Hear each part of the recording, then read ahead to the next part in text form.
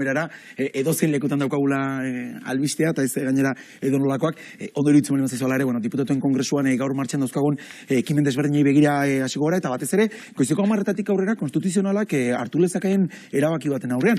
Zakit puntu honetan, egoera kongresuko eztabaida bera horrek baldintzatuta egoteak eta gaia bera kontuan hartuta zer iruditzen zaizun? Ez da, eta aurrekaririk badagoen, ez? Konstituzionalak lege baten aukera geldiarazteko alako saiakera baten, ez?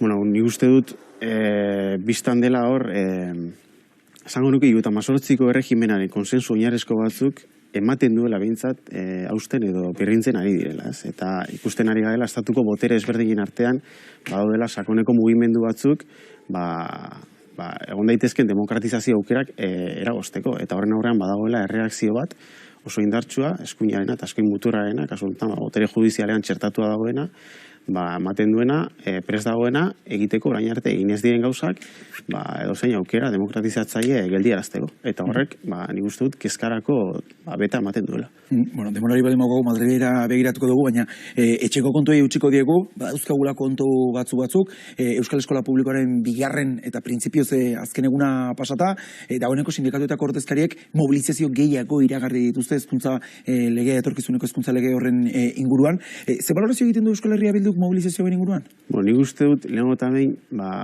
postekoa dela hezkuntza eta euskal hezkuntzan etorkizunan inguruan badagoela eztabaida politiko bat, eta eztabaida publiko bat. Eta eztabaida hortan parte hartu daiteke modu askotan. Kasu honetan sindikatuek erabaki dute, mobilizazioen bidez eta greben bidez, eztabaida horretan parte aktibo izatea, ez. Hori pozgarria da. Eta aldarrikapenak eta presio mekanismoak beti dira zilegiak sindikatuek garatzen dituztenak, ez. Hori esan da nik uste dut euskal hezkuntzan etorkizunaren inguruko eztabaidak behar duela patxada puntu bat. Eta behar duela orden bat. Nik uste dut aldarrikapenak eta posizioak eta askotarikoa direla, ez? Eta nik uste badaudela hainbat eragileen partetik nexo komunak, ez? Baina eztabaida behar duela gidoi bat, ez? Nik uste dut hasi beharko ginatekeela ikasle erdigunean jartzetik. Mobilizazio hauetan ez da ikasle erdigunean jarri? Bueno, bai, ez dut esaten jarri ez denik, baina... Edo agendarik, edo gidoirik ez dutenik mobilizazio hauetan? Bai, baina, bueno, hitz egiten aurreproiektu batez, ez? Lege aurreproiektu batez, baina hori ez da lege proiektu definitibo bat, ez dakigu zein izango lege proiektu definitiboa, gero hori parlamentura joango da, prozesu parlamentario bat dago markoan, emendakinak egin markoan, beraz, denbora badago, eta ni bai uste dut, badela momentua, trazo loiti pintzel finera pasatzeko, ez? Ikasle erdigunean jartzen badugu, pentsatu behar duguna da, nola bermatzen ikasleen hezkuntza eskubideak. Euskalduntzea eta euskal kulturaren transmisioa nola egin behar den hezkuntzan, ikasle erdigunean jarrita. Pentsatu behar da, hori ez, pixkat hezkuntza eskubideoiek nola bermatzen zaizkion ikasleari. Eta ondorengo geruza izango litzateke, ze ikastetxe ditugun hori egiteko, ez? Ze motako ikastetxeak eta nola antolatu ikastetxeoiek, ez? Uste behar ditugula ikastetxe autoeratuak, hezkuntza proiektu sendoekin, horrek eskatzen dituztela zuzendaritza talde aldunduak, eta hirugarren geruza izateke ze sistema behar dugun ikastetxe eredu hori eusteko, ez? Eta hor, nik uste dut, eztabaida polit badatorrela, ez? Hau da, nola antolatu sistema? Zer behar du aldaketa behar ditu sistemak, bermatzeko berdintasuna, bermatzeko eraldaketa pedagogikoa, bermatzeko inklusioa, eta bar, ez? Nik uste dut, orden pixkat ere behar duela. Zentzurretan uste duzu, sindikatuek behintzat mobilizazio egun berriak iragarri baino lehen behintzat aurre proiektu horrek izango duen forma zirriborroetik proiektura pasatako itxura hori behintzat ezagutu arte itxaron beharko luketela? Bueno, bakoitzak bere estrategiak ere bakitzen ditu, ez? Nik uste dut, merezi duela itxarotea, zein den gobernuak ingo duen lege proiektua, ez? Eragiek ekarpenak egin dituzte, eta gero ikusi beharko da, gobernuak ze ekarpen jasotze dituen, ez? Eta ondorioz, zein den, eztabaida parlamentarioan, abia puntuan, egongo den lege proiektu hori. Guk uste dugu, zentzuzkoa dela pentsatzea, lege proiektu horrek koherentzia zuzen bat duela, edo gordeko duela, hezkuntza akordioarekin. Hori da espero duguna, eta hori da espero daitekeena. Hezkuntza akordio bat egon badago, hor dago akordio politikoa, eta beraz, orain bagoaz, horren itzulpen juridiko bat egitera, ez? Eta lege proiektu bat, izan marko da, gutxienik, hezkuntza akordio horren koherentea, hezkuntza akordio horrekin koherentea. Jaurlaritzak uste du, sindikatuen helburua izan daitekela Euskal Herria Bildu eta Podemos presionatzea hitzarmen horretatik jaitsi daitezen? bueno, ez dakit, uste dugu alderdi politikoen interes eta epe motzeko taktiken gainetik ari garela Euskal Herriaren kasu honetan 3 lurraldeen, baina nazio ikuspegitik potentzia eta sakontasun handia daukan eztabaida politiko bat abordatzen. Herri honek jauzi bat behar du, jauziak behar ditu, eta hezkuntzan jauzi bat behar du. Ez da aukera bat gauden lekuan gelditzea. Askotan esan dugu, arrisku handiak eta faktore importantea daudela momentu honetan hezkuntza sistema kolapsora eman dezaketenak. Aldaketa handiak daude, beraz, ez da aukera bat gauden lekuan gelditzea. Eta beraz, hitz egiten ari gara, eztabaida estrategiko batez, belaunaldiak baldintzatuko dituen eztabaida batez. Beraz, zentzu hortan, inolaz ere ez gabiltzagu begira, datozen hilabetetan, eta hauteskunde tarteko, egin ditzakegun posizionamendu ezberdinekin, non kokatu daitezken batzuk, eta beste uste dugu bestelako begirada bat, eta bestelako patxada eta arnaz bat behar duela eztabaida honek. Brotxatik pintzelera pasatuta, zirriborrotik lege proiektura salto egiterakoan, ze karpen espero dituzu jasota egotea proiektu horretan? Uste dut hemen bertan esan nuela, ez? Zeuk aldutu zenidan, lehen aurre proiektu horrek, lehen zirriborro horrek, ze puntuta gaino jasotzen zuen hezkuntza akordia. Eta nik esan nuen, zegoela puntu bat, nire ustez, oinarrizkoa zena, gure ustez oinarrizkoa zena, eta Euskal Hezkuntza Zerbitzua, hau da, akordiaren muina den hori, lege proiektuan ez egoela jasota, zirriborro hortan ez egoela jasota, eta hori nuklearra zela, hori delako nolabait eraiki den konsensua, ez? Hau da, interes sozial, interes publikoa zer den ezaugarritu, definitu, eta beraz ikastetxeek diru publikoaren truke ze betekizun dauzkaten zerrendatzea. Eta hori, legean, nolabait erdigunean egon barko litzateke. Nik uste dut hori jaso barko litzatekela, eta gero egon dira bestelako ekarpen batzuk, hainbat eragien partetik, nik uste dut zentzuzkoak izan diela, ez? Save the Childrenen partetik, dela Euskalgintzaren partetik, kulturkien partetik erantzun ditugu, ez? Dumagoko azokan, nik uste dut hor, lehen zirriborrotan badaudela hobekuntza nabarmenak, ez? Egin behar direnak, eta hortarako denbora dago da, hori eztabaidatzeko. Pentsatu dut ala ere hezkuntza sailarekin ere, beste bilera batzuk izango zen dituztela, lehen elkarrezketa hartatik onaino, zakit hartu emanak bildarratxe helburuarekin ere nola gauden, ekarpen horiek jasot, ondoren lege proiektuan isela batzerako orduan. Ekarpenak etengabea dira, ez? Baina prozesu hontan, gobernuari berari dagokio lege proiektu bat idaztea. Berea da ardura, badauka oinarri bat, jaso zuen mandatu bat parlamentuaren partetik, hezkuntza akordioa. Hezkuntza akordio hori nahikoa argia, nahikoa zehatza dela, bere terminoetan. Eta denbora hartu genuen, hain justu akordio hori ondo jasotzeko eta ondo zehazteko. Beraz, gobernuak egin behar duena da, horren interpretazio juridiko bat, ez? Eta planteatu beharko du, hori, zer den, legea jaso behar duena, zer den ondoren dekretu bidez garatu behar dena. Gu konfiantza daukagu, gobernuak, egin diren ekarpen ezberdinak entzun dituela, ez? Eta egingo den lege proiektu hori, gobernuak, ustez otsailean edo, ez? Onartu asmo duen, edo lehen hiruhilekoan onartu asmo duen lege proiektu hortan, oinarriak egongo direla, benetan eztabaida parlamentario bat egin izateko. Asmoa bintzat bai, izan. Bai, zantzario. Eztabaida parlamentario horretan ala ere, une honetan behintzat, eta azken adierazpenak entzun da, urrunen dagoen akordiotik Elkarrekin Podemos litzateke, Miren Gorrotxategi berak hitz gogorrak erabili dituelako egun Jaurlaritzak aurrera atera nahi lukeen proiektu horren inguruan, ekarpen guztiak edo ez dituztelako bermeak jasota geratuko ote diren ala ez.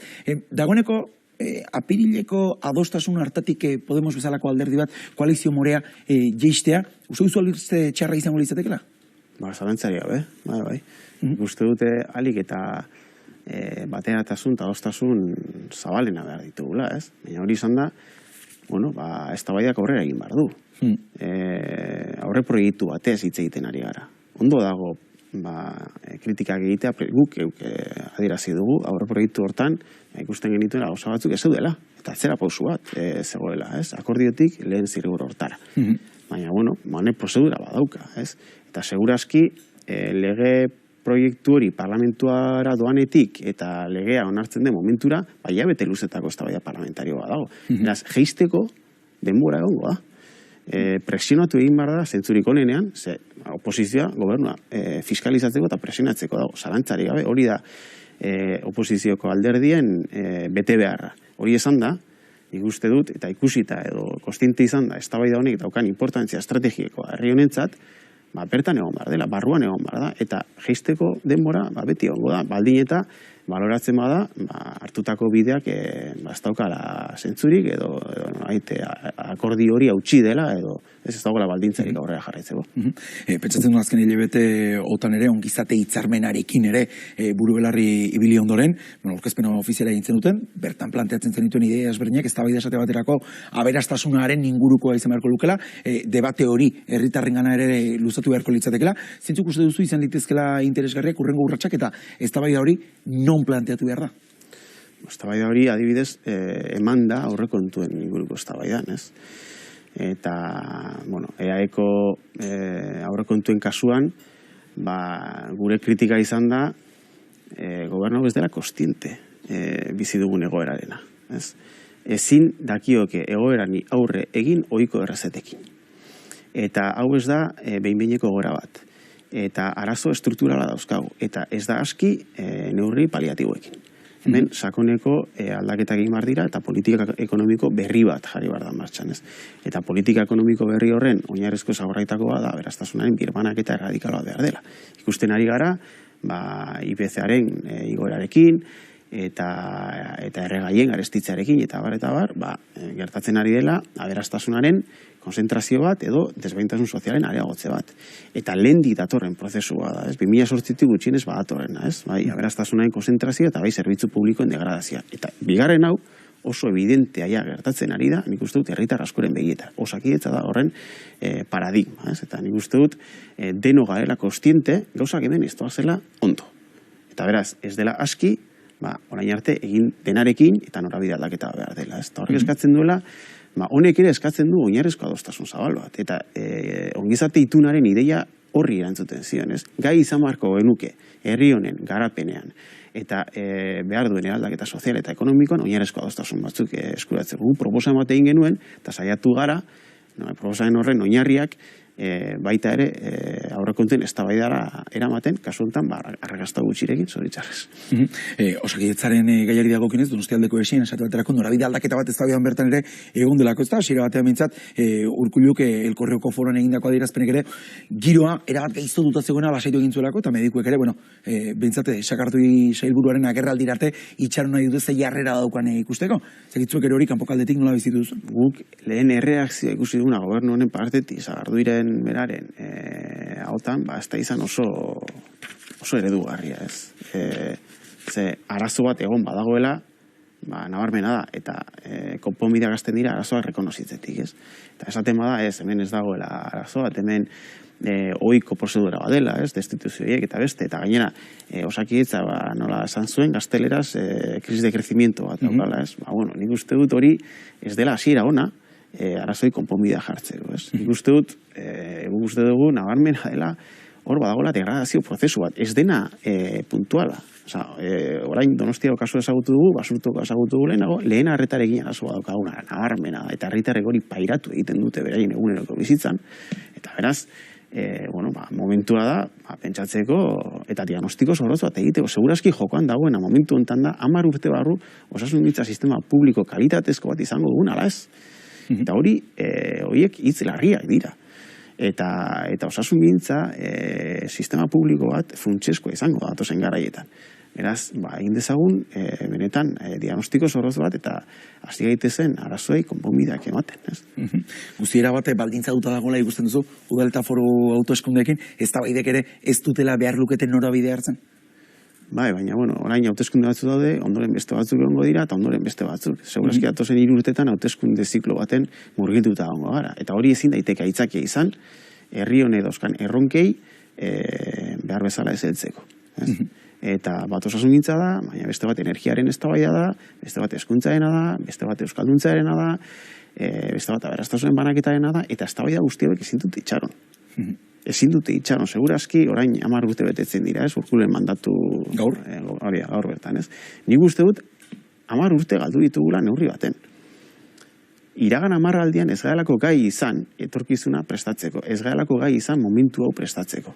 Eta evidentea da, energiaren esparruari begiratuta, elikaduraren esparruari begiratuta, osasungintzaren egoerari erreparatuta, demografiaren aldaketa prozesuan aurrean, herri honek, ongizate egiturak eta bar, dauzkaten utxune eta zaurgarritasuna ikusita, ez gaela gai izan, momentu hau prestatzeko. Ezin dugu denbora gehiago galdu. Eta hauteskundeak bai ala ez, eztabaida estrategiko ezin dute gehiago itxaro. Peio Txandian, eskerrik asko gurekin izateagatik, Euskal Herria Bilduko programa zuzendaria, eskerrik asko. Ni esker, zoi.